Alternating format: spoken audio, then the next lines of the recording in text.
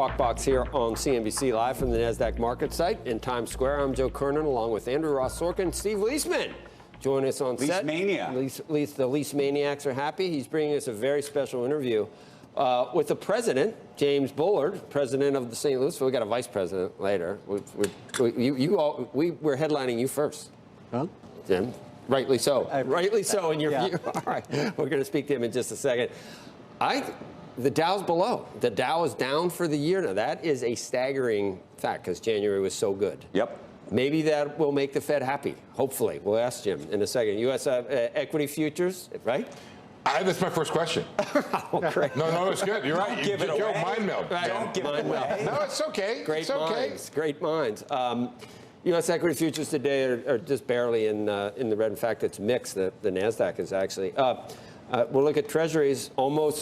Treasuries somehow are finally listening to you guys, Jim. They finally, the differences aren't that significant anymore. That's my second question. Thanks, Joe. 395 in the 2-year.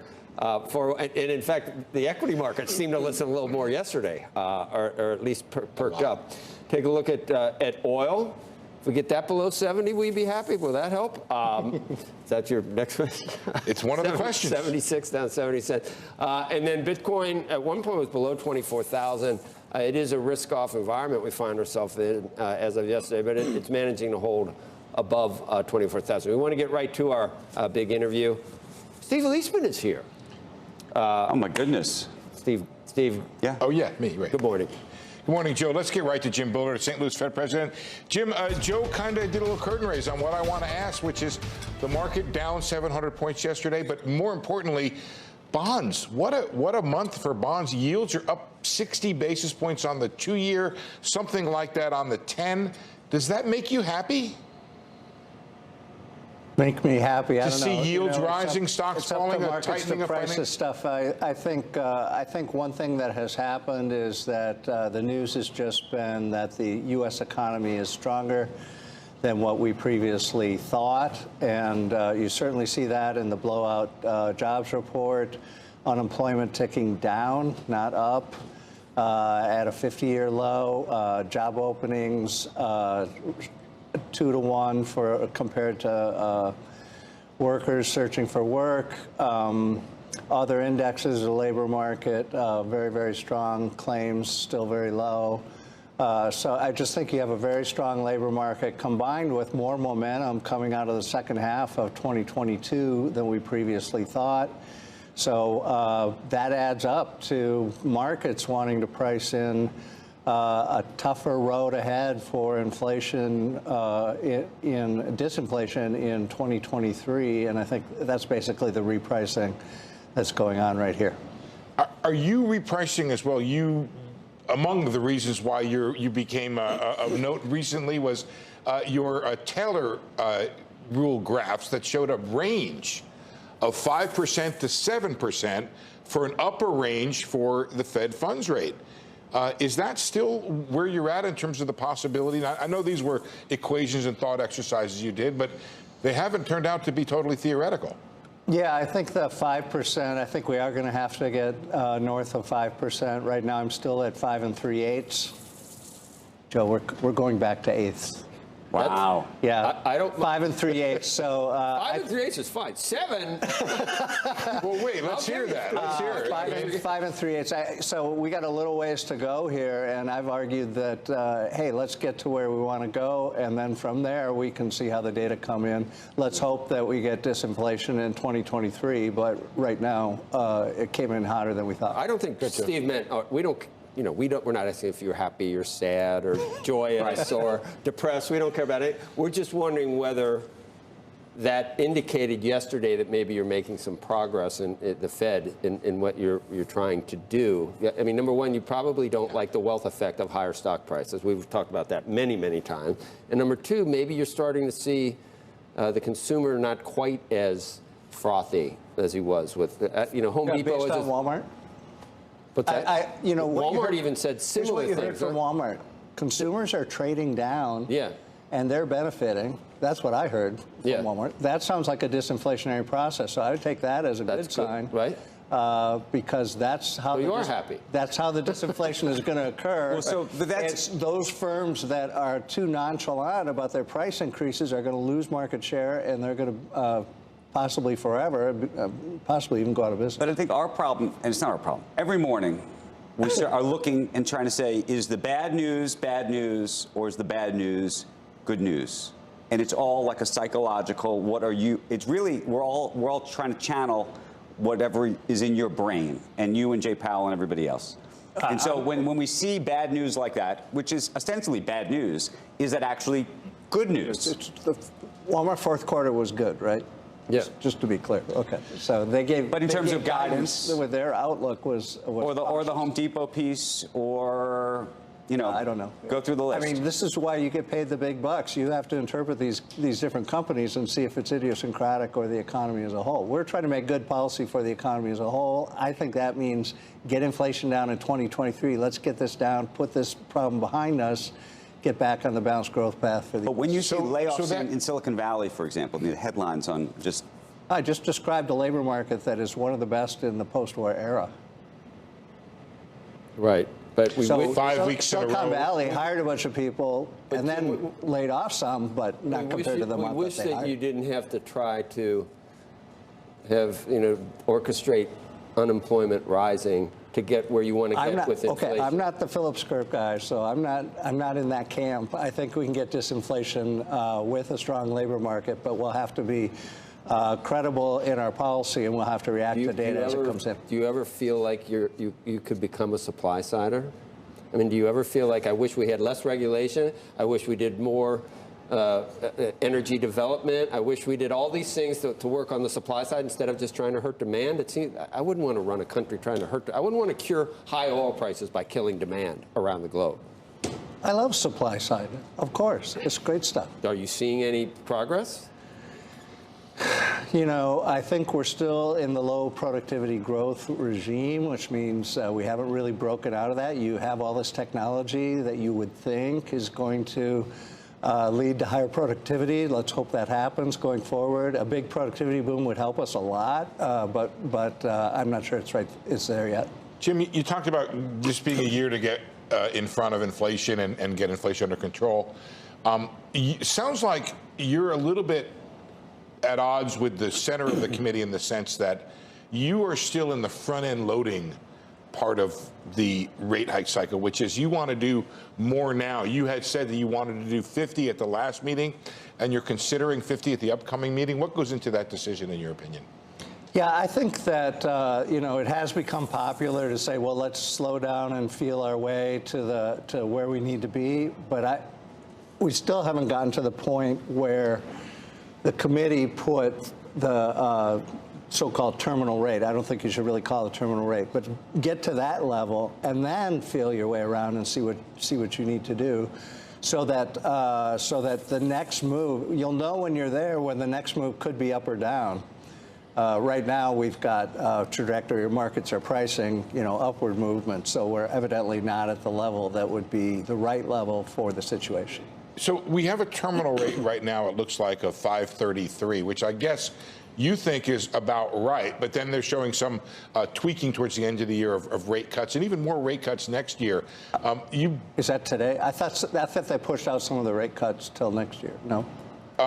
If you put up the Fed rate hike outlook, guys, what you'll see, this is the way the market's priced right now. It's 5.33 for an August 23 rate, and then 5.15 for year end. So there's one rate cut in there or so. But bottom line is, do you think financial markets have this about right? Or do you think they still have ways to go to get where you're thinking about where rates need to be? Yeah, I mean, I've said that the 5 3/8 would be a good number to shoot for, and I think that would be good for the current situation. And then from there, we could react to the data. I don't know what's going to happen in the second half. I think that markets have overpriced a recession in the second half of 2022 and overpriced a recession in the first half of 2023. Maybe they're overpricing the chances of recession in the second half of 2023. You got China coming on board. You've got a stronger Europe than we thought. It kind of seems like the U.S. economy might be more resilient than markets thought, let's say, 6 or 8 weeks ago. Jim, the the government spends money and sets a tax regime and figures all that stuff out. But the Fed was under some criticism for maybe enabling things, but by keeping rates so low for a few years. But now, for whatever reason, Republicans, Democrats, for whatever reason, we're at 32 trillion total debt, and that's higher. That's 120% of GDP. Rates are going up. You know what that means for interest expenses. We've barely got money to spend on anything else, which will probably hurt GDP. And no one will talk about, the vice president, former vice president's going to be on. We're going to ask these same questions of him. But do you have any solutions? I know it's not you can't solve these things, but how worried are you about permanently affecting our GDP growth by having everything go out the door to interest expense? Interest expense has been rising, so that that is something to watch. It's not as high as it's been historically. I think the biggest problem with the federal budget is that you've really got the two big gorillas in there: defense spending and entitlements, and that doesn't leave much for too much else. So if you and why did the debt blow up? Well, we had a pandemic. If there was ever a time to borrow and do some stuff, it kind of makes sense that you would do it then. But then you do have to get your fiscal house in order in the medium term and the long term. Well, and then you get China and Russia. What, we're going to cut defense spending now? Doesn't look like it. And then both parties, pointing at each other about entitlement reform. I mean, it's almost like if you can even imply that one or the other party is talking about changing anything on they're going to change themselves, Social Security and Medicare, because they're not going to be around. So it's going to change itself what the outlays are. So something has to be done. Been a third rail of politics in the U.S. for a long time. Jim, we can't let you go without getting your sense of the outlook for this year. You just said that you think the market's overpricing the chance of recession, and obviously all this matters relative to the federal budget. If we have good growth, we have good tax revenue. If we don't, we have bad tax Which revenue. market? The bond market? Was actually my question: is the stock market or the bond market that's overpricing the chance of recession? Doing everything the same today, aren't we? That's well, that and keyboard is for the Grateful Dead, right? Yeah. Yeah, right. Dead and company. Dead and company. So where are these recession predictions coming from? Is that kind of your question? Here's what I think. So I think people have models. They say funds rate or the policy rate has gone up dramatically. Therefore, there's going to be a recession. I think you should interpret that cautiously, that kind of thing, because the first 250 basis points, we started at such a low level. So we started near zero. So the first 250 basis points, that was not restrictive monetary policy. That was just getting back to neutral. Right. So it's only since then that we've come up, and we have come up. And so I think there's kind of some double counting in there about how big the policy move has really been, because some of that was just a swing back to neutral because we were in the pandemic. So we had to get you have no recession built in for this year? I put a moderately slow growth the last time we did this, and probably this time too, a moderately slow growth scenario with inflation declining. What would an economy that required 7%, what would we be looking at? Some type of wage price spiral that we're not anticipating right now? I mean, that's the high end of your possible range. It wouldn't come this year, but that would mean that, if we don't have a recession and it doesn't even slow, that would indicate maybe we need to eventually go to 7? I think it mostly depends on the inflation trajectory, and if the inflation continues to come down, I think we'll be fine. Our risk right now is that inflation doesn't come down or reaccelerates, and then what do? We are going to have to move and react in that environment. And if inflation doesn't start to come down, you risk this replay of the 1970s where you had 15 years where you're trying to battle the inflation dragon. But Jim, by your own account, and you don't want to get into that. That's why I've been, let's be sharp now. Let's get inflation under control in 2023. But by your own account, and the it's economy, a great time to fight inflation because the labor market is so strong. Right. By your own account, though, the economy has not yet, given the long and variable legs of monetary policy, the economy has not yet felt the brunt of the rate hikes that you've had. So why wouldn't What about housing? So you Housing think is the most wait, interest-sensitive well, sector. Look, It I'm basically not came from arguing here. I'm just asking you. Do you feel like okay, so you hit like 2.5 in August, and since then there's been a restrictive policy. Is it in the economy now, or is it yet to come? And if it's yet to come, doesn't that argue for being more cautious? I think this is the age of forward guidance, and so the long and variable lags argument doesn't make as much sense as it made decades ago, and Milton Friedman made it. So you're saying ahead of time, here's what we're going to do. Get ready. We're going to adjust. And I think, frankly, I think financial markets did a pretty good job of adjusting, and we didn't get financial crisis or anything like that because we were credible, and people saw, okay, we're going to have to move to take care of this inflation problem, and they adjusted appropriately. Jim, you're also reducing the balance sheet at quite a decent clip, $95 billion a month. You've got these rate hikes either in the economy or in train to hit the economy. Some reports this morning about some foreclosures, some bankruptcies in the commercial real estate market. Are you worried that something could potentially break in the financial system that would cause you or force you to reverse policy? Yeah, well, we do watch this very carefully, and we are sensitive to this. But if you look at the St. Louis Fed's Financial Stress Index, which is designed to detect this kind of thing, is still at a very low level. So right now, I don't think we have financial stress, but we'll always keep an eye on it. And commercial real estate, I would say, is also being affected by work from home pandemic. Right. Yeah, okay. How did we get here with inflation? In your view, was it M2 growth? Was it Fed? Was it too much fiscal spending that we did, $8 trillion in 2 years? Was it supply chain problems and reopening after the pandemic? Was it the Putin price hike and oil prices? What was it? All of the above? To me for help. All of the above. I'm gonna phone a friend. No, but was it all of it? Lifeline. I'm trying to figure out how ingrained it is. If it's just supply chain, it's going to dissipate. Good Have I question, told you Joe. guys my war story? Okay. So what you can do, just step back for a moment, and when you see inflation around the world across history, it's often associated with wars, and World War I, World War II. But think of the pandemic as a war, a global fight against the virus. And so what happens in a war? The government spends a lot without asking too many questions about the future taxes. And the monetary authority is asked to keep interest rates low to help the war effort. That usually produces inflation. That happened this time. Then to get out of that, the fiscal policy has to switch back to the pre-war regime, which I think has happened because now you have divided government, and the monetary guys have to switch back and start fighting the inflation. I think that's also happened. So I think we have a good shot, if you believe that story, we have a good shot at beating inflation in 2023. That was really good. That was really good. It was really great to have you here, too. And Great to be here, You as always answer always. the call, your call. Thank you. Our call. Before you come on, Thank you, Coach. do you have a conversation with Jay? Did Jay call you, or do you call him and say, I'm coming on and I wanted to just talk this through? No, we do not do that.